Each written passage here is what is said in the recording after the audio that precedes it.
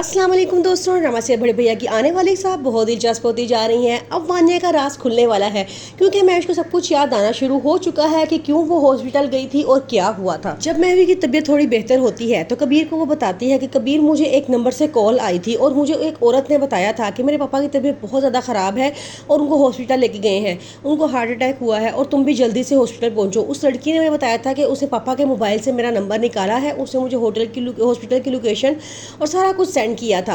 जब ये बात कबीर सुनता है तो वो बड़ा परेशान होता है। वो कहता है कि तुम्हारे पापा तो बिल्कुल ठीक घर पर हैं, कौन है जो हमारी खुशियों के खिलाफ है। अब कबीर का ख्याल भी सीधा वानिया की तरफ जाता है क्योंकि वो जानता है कि उसके खिलाफ सिर्फ वानिया है और उसके अलावा और कोई भी नहीं है जो उसे खुश नहीं देखना चाहता। लेकिन फिलहाल वो खामोश रहता है और किसी से इस बात का जिक्र नहीं करता। समीर भी वानिया से बड़ा लड़ता है और कहता है कि हमारे घर में बड़ी मुश्किल आई हुई है, तुम्हें चाहिए जाके उनकी दिलजोई करो। महविश और भाई बहुत परेशान है, इस वक्त तुम्हें जाना उनके पास जाना चाहिए, उनकी तीमारदारी करनी चाहिए। आगे से वानिया कहती है, मुझसे ये चौंचले नहीं होते, ना ही मुझसे ये दिखावे होते हैं, जिसको करनी है तीमारदारी वो करे, मैं तो नहीं जा रही। अब इस बात से साफ पता चल रहा है कि इस इतने बड़े नुकसान के पीछे हाथ सिर्फ वानिया का ही है। कबीर अपने सब बहन भाइयों को इकट्ठा करता है और उनको बिठाता है सिवाय वानिया और समीर के। उनसे डिस्कस करता है और कहता है कि इस तरह महविश को कॉल आई थी और ये सब कुछ हुआ है। आगे से फरीहा कहती है कि हमें इस बात का ख्याल रखना चाहिए, हमारे इर्द गिर्द कोई ऐसा शख्स मौजूद है जो हमसे नफरत करता है, इससे हमारी खुशियाँ देखी नहीं जाती, जो हमें नुकसान पहुँचाना चाहता है। आगे से कबीर कहता है, मैं समझ तो गया हूँ लेकिन मैं उस बात तक ज़रूर पहुँचूंगा कि वो नंबर किसका था और किसने कॉल की थी।